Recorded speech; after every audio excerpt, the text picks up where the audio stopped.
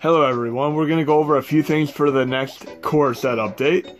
First off, I'm going to get into something else that runs on the Mini, but it's nothing too special. But I'm going to load it here. I'm going to use the dummy folder method to load it. Remember, if you're running a PSP game, always load it from the main user interface. And then once you're in, you can use the dummy folder method. I'm going to be loading Mugen, M.U.G.E.N tech demo. So I'm going into load content, start directory dummy, Mugen, and this will be in the core set. It's going to load with the PPSSPP core. It'll be in the extras folder. And you have this tech demo here, which really never took off the ground too much. Very, very basic. But on PC, this transcends the whole fighting genre because you could have your own created stages, your own created characters, and there's a tremendous community for it. But this is the best we have for the Mini right now. But there's an alternative to this if you really want to get into the Mugen. I'm not sure how that's pronounced exactly, but this is in the core set if you want to try it out for a moment. But I'm going to exit back to the main GUI here and show you something that's even cooler, something that predates the entire Mugen legacy. It is simply called Fighter Maker for PS1. This came out before Mugen came out.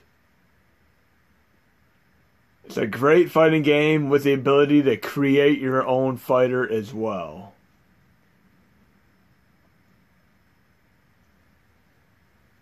Pretty full-fledged game here, and they did make a sequel to it on PS2.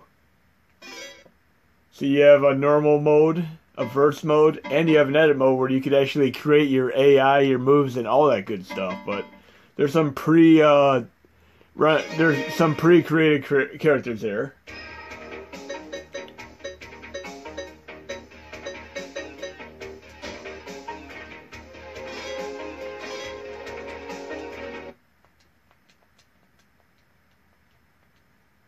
One thing PS1 has no shortage of are games where you could create other games, and I did a video on this before with RPG Maker and M.U.G.E.N.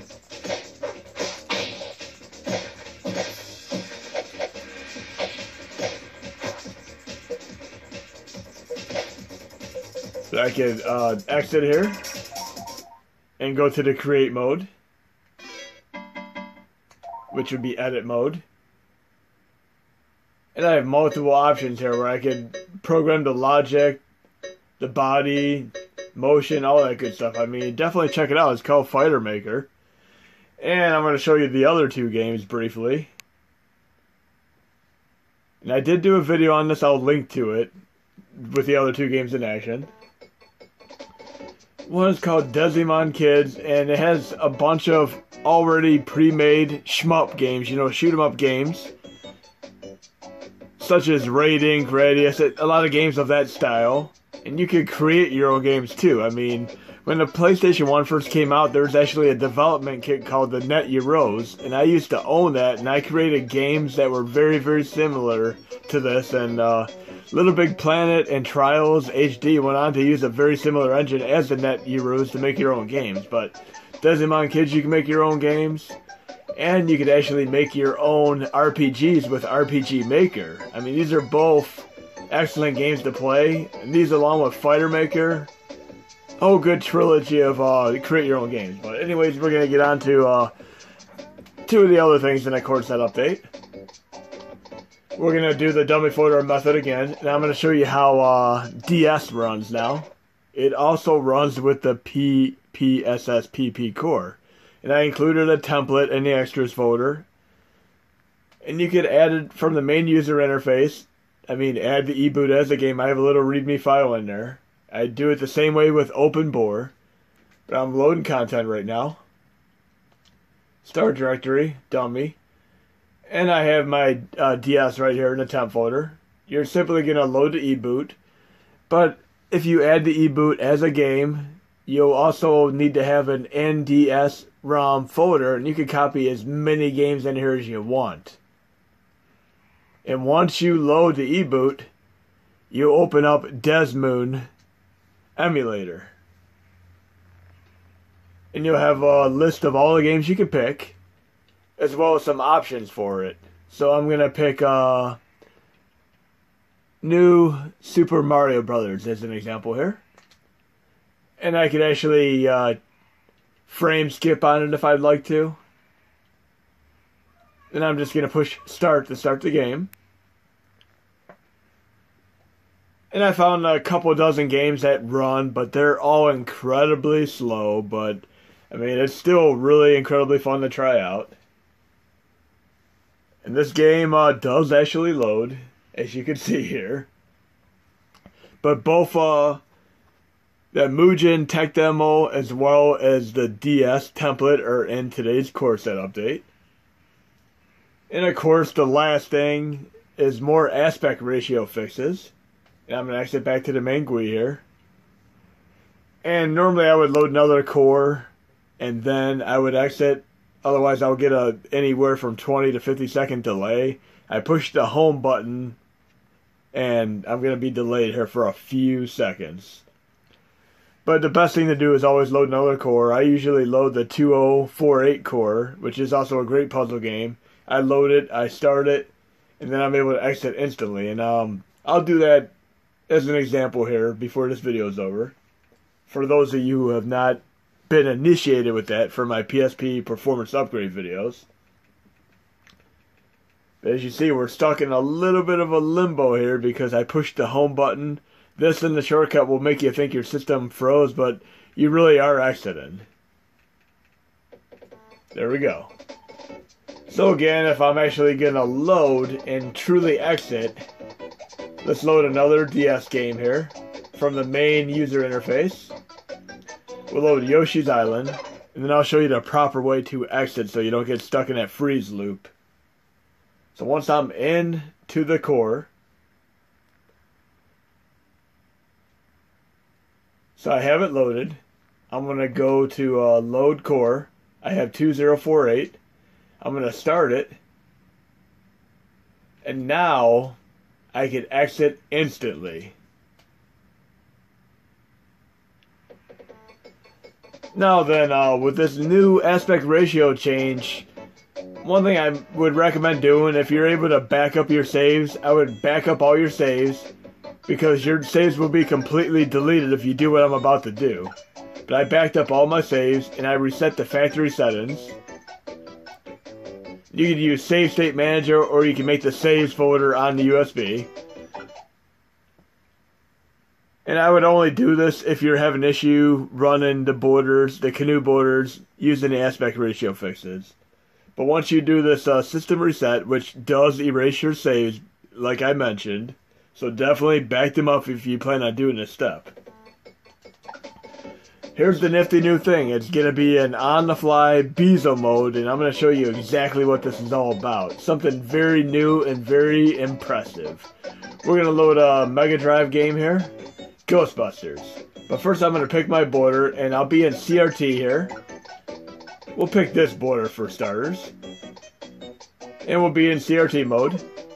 What I'm going to do is actually have the ability to toggle the border on and off simply by holding the L button and the R button. So right now I'm going to hold down the L1 button and I'm going to load Ghostbusters and the border will be turned on. And it'll also auto size to the proper ratio for aspect. Like so. Now if I exit the game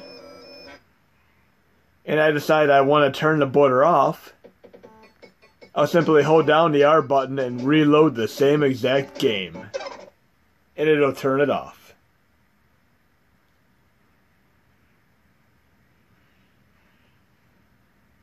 That's very nice. And if you tap out, it'll actually save it.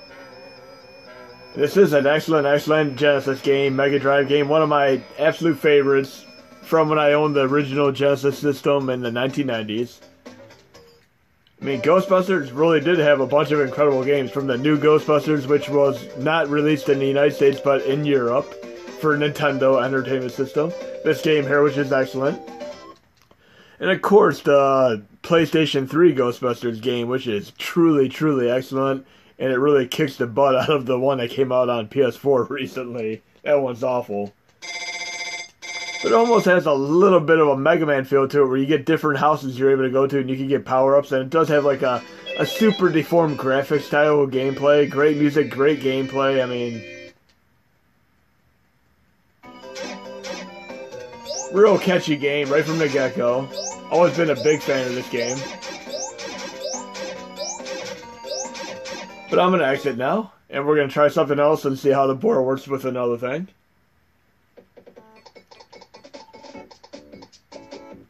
We'll try loading a border with this very interesting game here, and this is actually Zombie Hunter, a Japanese game for NES. And if you've ever played a roguelike game, this is a very, very early roguelike game. It's really cool. I played this for a couple hours when I first got my NES Mini.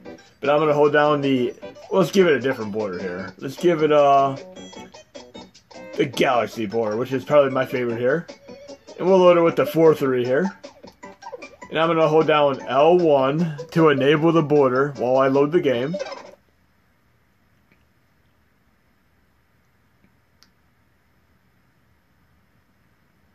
And there we go.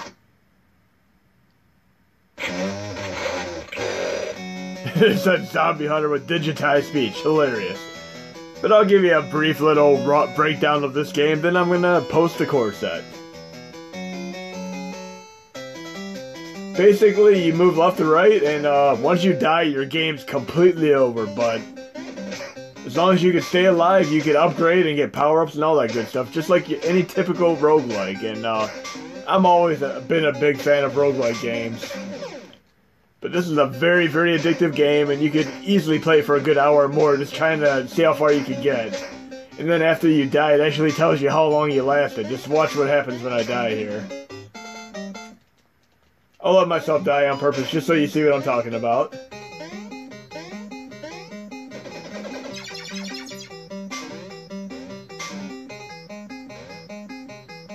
Intentional death here. It'll tell me how long I survived. I lasted less than a minute, but my record right now is about 42 minutes. And then one other very, very interesting thing that I showed you in a previous video on the NES Classic last year, and this is something that USB Host is able to do now. Check this out. I'm going to go into RetroArch here. I'm going to load core. I'm actually going to load the Magnavox Odyssey 2 core. Load content. Start directory. I'm going to my Odyssey folder in my dummy folder. And I'm going to load one of the more popular games for the Odyssey, which is M.U.G.E.N. Now what happens when you load it on non-USB host, you get this to happen. You have no way to start the game, no matter what you do. But if you hook up a keyboard to USB host, and you tap the enter key, you can play any of the Odyssey games. So yes, having USB host with a keyboard fixes the Odyssey 2 core.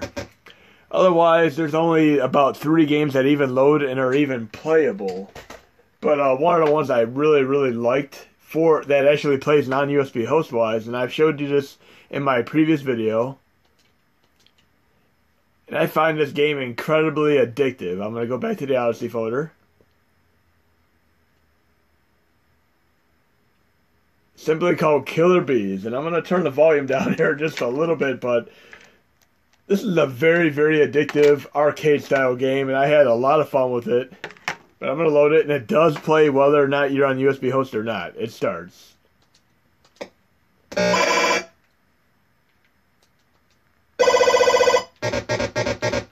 You're basically a swarm of killer bees, and you're killing humans.